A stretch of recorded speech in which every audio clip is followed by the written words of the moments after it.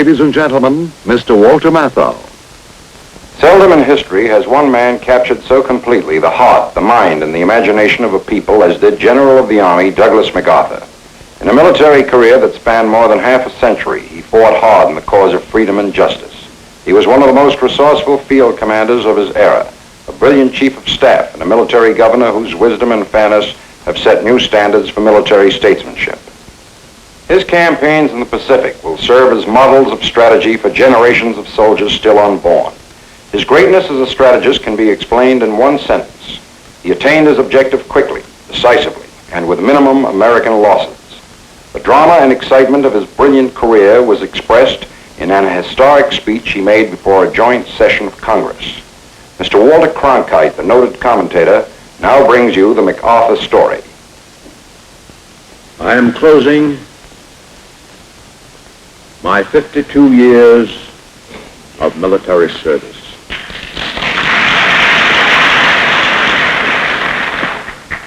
When I joined the Army, even before the turn of the century,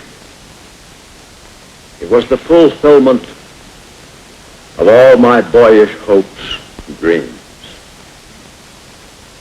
The world has turned over many times since I took the oath on the plain at West Point.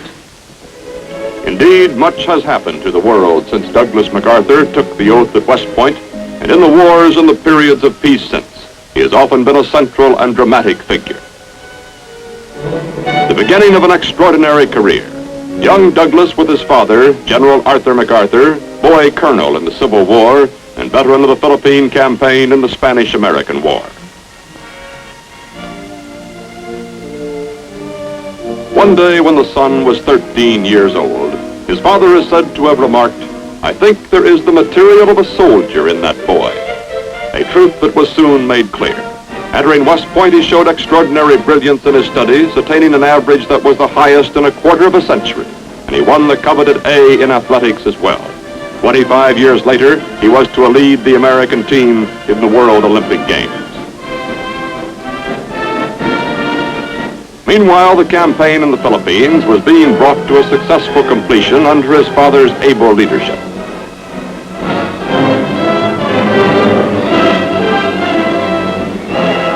The son was eager to visit these battlefields, and after West Point, his first assignment was to survey areas of these islands. One of these was the Bataan Peninsula, where he was to fight many years later in a desperate but heroic struggle.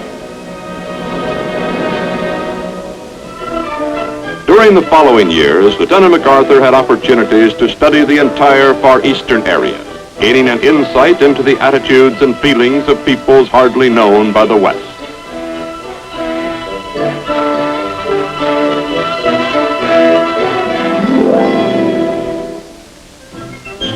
At the beginning of World War I, the plan was to use only regular Army divisions to oppose the powerful German Army.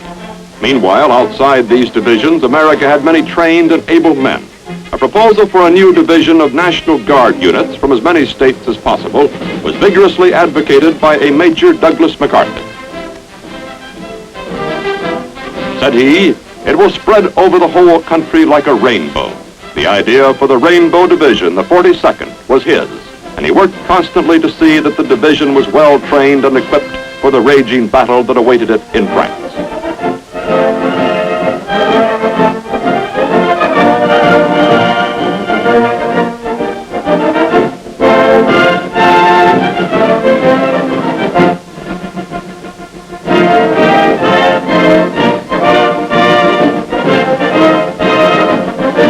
The Rainbow Division moved up to the front. Its full readiness, through the efforts of Colonel MacArthur, the division's chief of staff, was to prove fortunate indeed. It was during this period, too, that an impressive battlefield tactician began to prove himself and to foreshadow a great military future.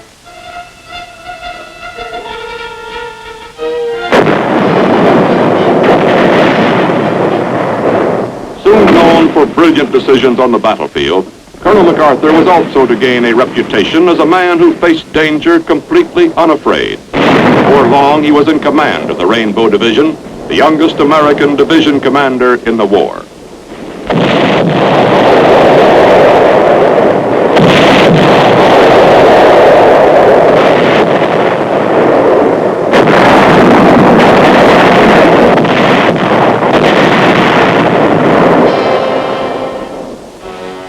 Twice wounded, twice gassed, he won more awards for valor than has ever been awarded to an American soldier, and was acclaimed by the Secretary of War and General Pershing as the greatest frontline general of the war.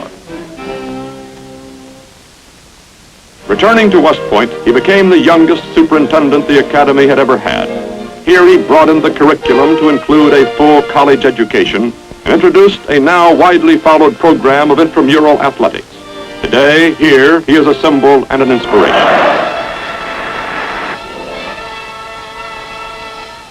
In 1930, MacArthur was appointed Chief of Staff with the rank of full general.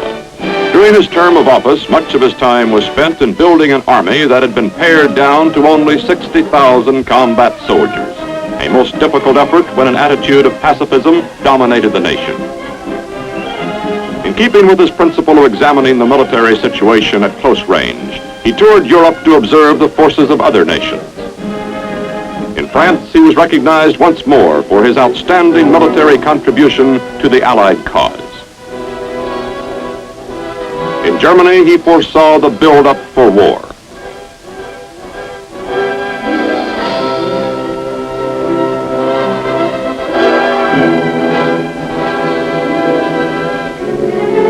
Back home, he begged his country and Congress to realize that the United States was in danger. As Chief of Staff, he foresaw the need for a new type of army, mechanized, mobile, and insisted that our defense force become capable of rapid expansion. Recognizing his abilities, President Roosevelt broke precedent by reappointing the youngest Chief of Staff we have ever had to a second term.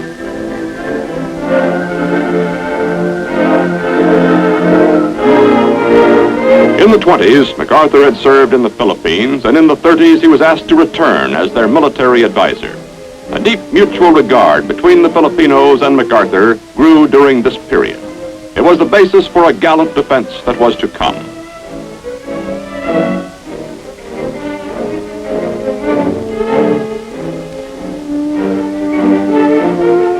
In 1935, he began a 10-year plan to build up the defense of the Philippines.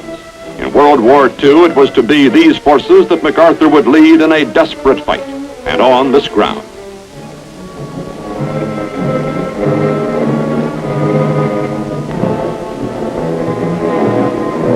But now the leader, at 57, having served in the United States Army for 34 years, decided to retire. 4 years later, it was as though his military career were just beginning.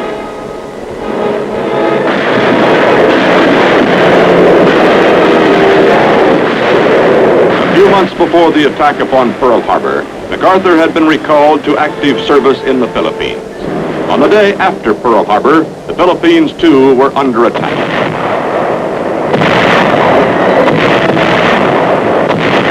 Defense here was pitifully hampered by lack of men and planes.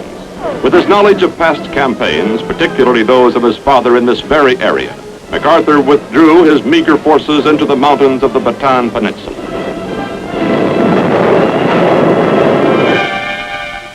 From the rocky fortress of Corregidor, he directed an operation as crucial as any in the war.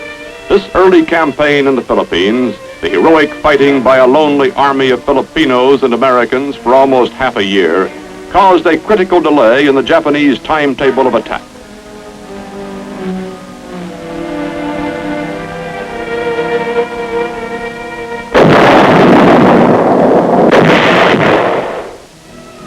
Back at home, the leader of the first desperate ground fighting became a symbol to a nation just beginning to gird itself for all-out war. The people found in him what they were beginning to discover in themselves, a spirit of intense determination.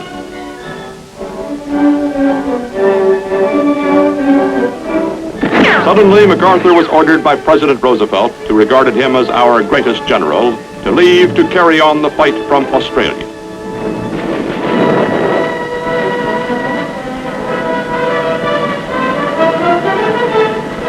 Leaving the Philippines hurt him deeply.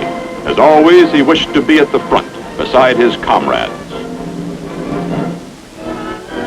When finally they were forced into the infamous March of Death on Bataan, his promise to them was, "I shall return."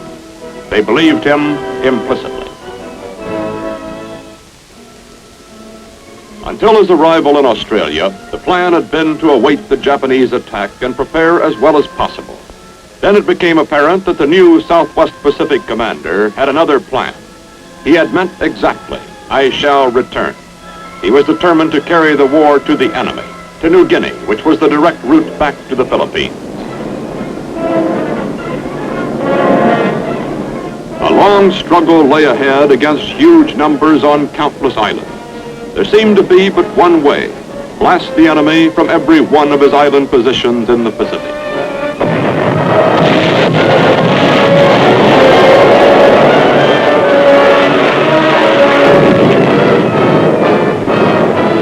Victories came, but they were costly. Was there some other way?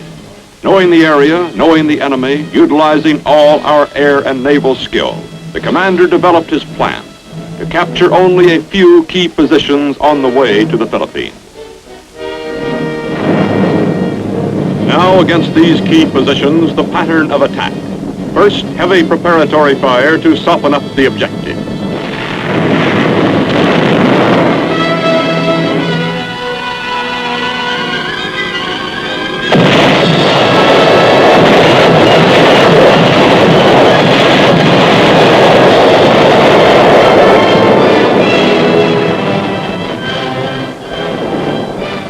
Next, the landing. These were varied, unpredictable. In each case, the selection was dictated by strategy rather than by sympathetic terrain.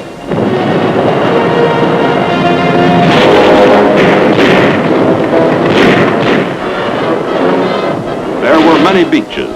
Some were ideal, hardly more than a matter of getting one's feet wet. Meanwhile, the gain was tremendous, the enemy never having expected us to come ashore here. There were other shores, many of them wicked.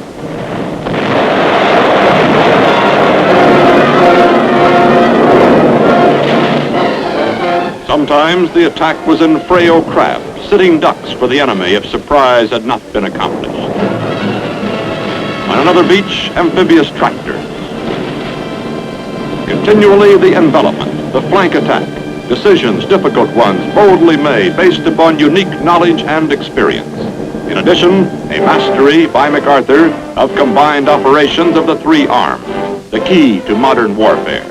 Leaders and men shared the glow of victory. Losses on the Allied side were relatively small, since damaging frontal assaults were avoided. But thousands of Japanese, prepared to fight to the death, were rarely given this opportunity. Although many were captured, thousands more were isolated, their supply and communication lines destroyed. In the words of the strategist who conceived and carried out the plan, the main body of the enemy was left to wither on the vine. To the outside world, to many who saw the newsreels, the progress being made by the general was admired and applauded. But to those who understood Macarthur, they saw beneath every move his determination to return to the Philippines. This to him was a moral obligation. These islands, a second home and a place where he had left his comrades, were to be the springboard for ultimate victory over Japan. Invasions in the Southwest Pacific continued. To the commander, these hard-fought steps zigzagging along the coast of New Guinea were preliminaries, necessary ones. Finally, having gained the northwestern end of the island, with thousands of the enemy bypassed, there was no question in his mind as to the next objective.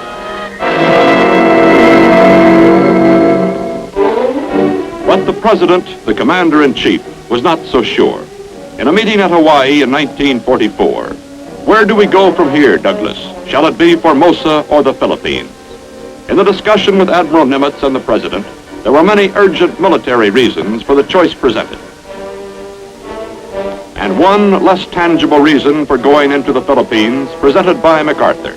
On moral grounds, we had to return to support the Filipinos, our allies and friends. The decision was made. Lady Gulf, 41 years before, as a newly commissioned engineer, Lieutenant Macarthur had made a survey of this area, its potentiality and needs in case of war. Now, 2 miles off the starboard, was Leyte again.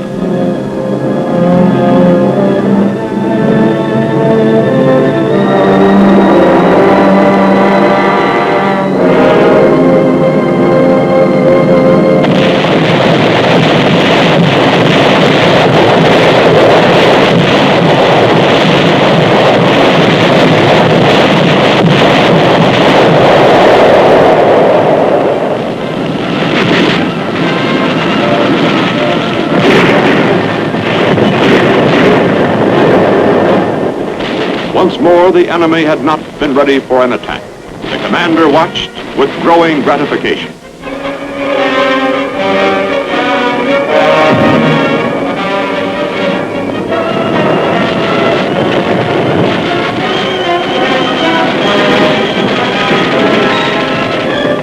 With the help of guerrilla intelligence and sabotage, Americans held the beachhead, encircling and surprising the enemy. Now on the beaches of Leyte, a seemingly limitless supply of LSTs, men, and equipment, the result of carefully laid plans.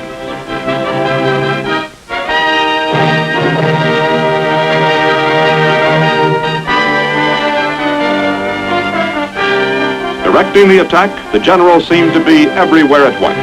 Every day, at some point in the front lines, his men would spot the familiar faded field marshal's cap and the outsized corncob pipe.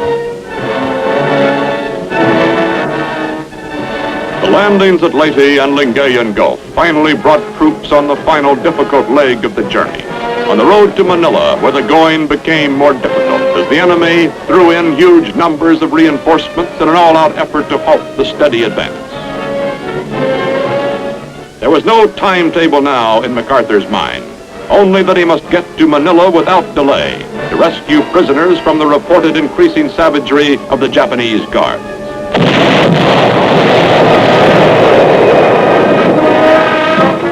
In Manila, the fighting was block by block. Troops found what the leader had told them to expect. The enemy had dug in for a long siege.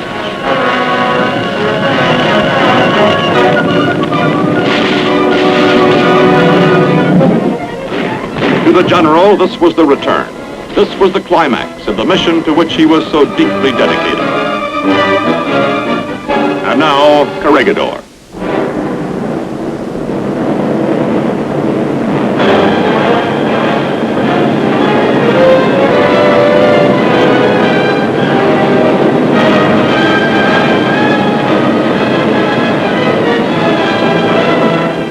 Stronghold, which early in the war had been so effective a fortress for withstanding attack, was now his.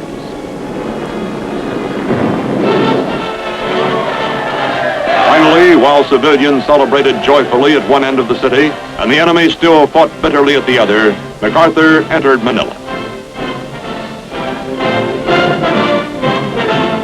He had kept the soldiers' faith. Probably his greatest reward was the visit to prison camps. Santo Tomas, Bilibid, Cabanatuan, Los Baños. A series of daring surprise raids had rescued every prisoner held by the Japanese.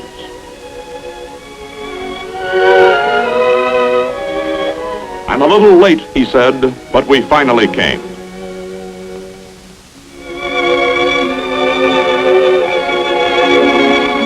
Once more, Corregidor and the Philippines were under an American flag. Then, suddenly and swiftly, the war against Japan was brought to a close. As the principal architect of the Pacific victory, credited by the Chief of Britain's wartime Imperial General Staff as the greatest general of the war, Macarthur was the natural choice as Supreme Commander to enforce the surrender terms.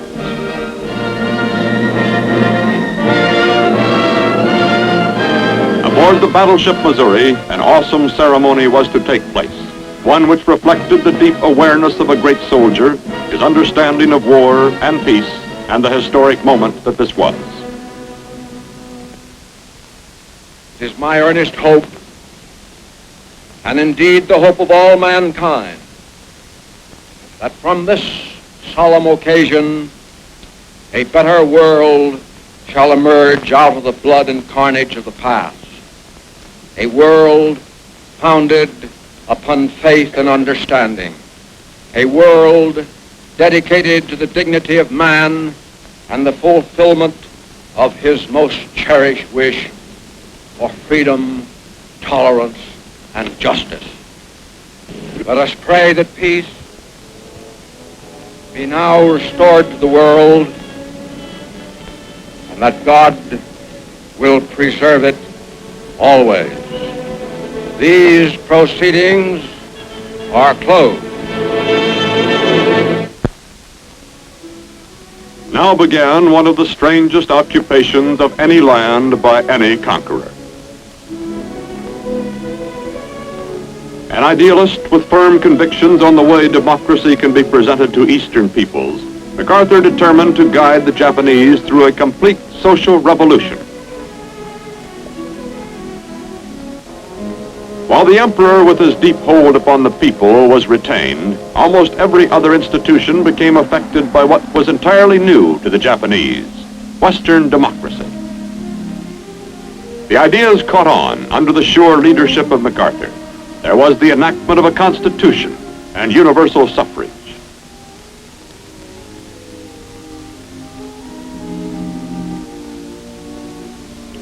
The National Diet, highest organ of state power, became responsible to the people.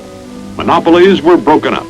Land reform was instituted, which transformed tenants into owners. These rural capitalists became a strong bulwark against communism.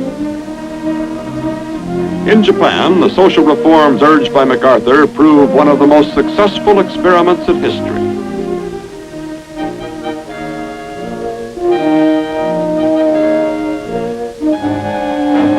An implacable enemy became a friend.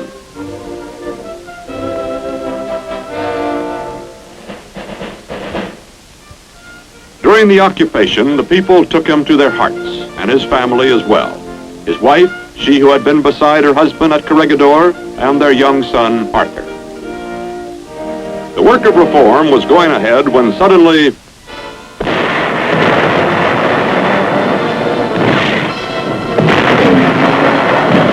a huge military force swept down from North Korea across the 38th parallel. Handfuls of Americans serving as occupation troops in Japan were flown into South Korea in a rapid show of strength aimed at showing greater resources than actually were at hand.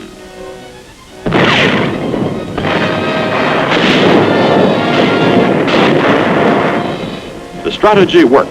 The North Koreans ran into resistance, bogged down, waiting for more troops and artillery, while reinforcements poured into South Korea to turn the tide of battle.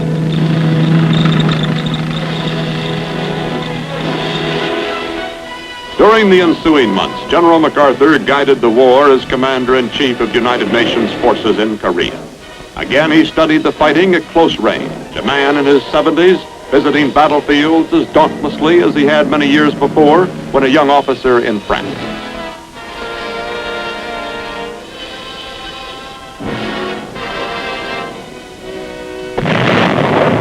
Then came the daring amphibious attack at Incheon, behind the enemy's lines on a shore that others had declared too risky.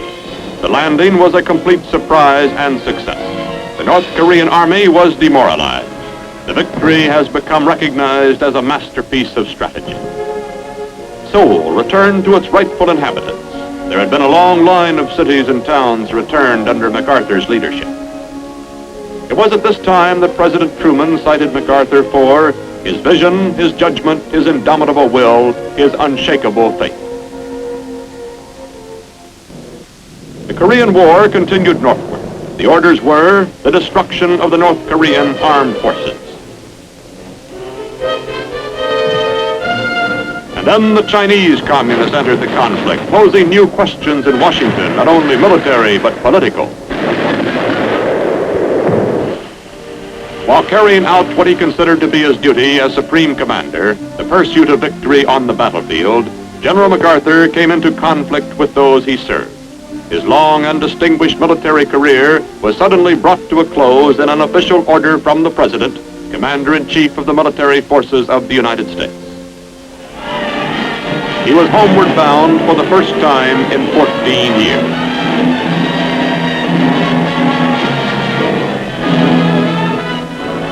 San Francisco reception was the largest, the most vociferous the city had ever known.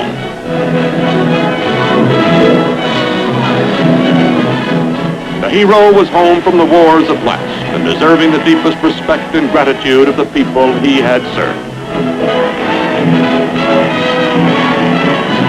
In the midst of the ovation, the husband graciously acknowledged that he had not stood alone. That this is not only my beloved wife, but my best soldier.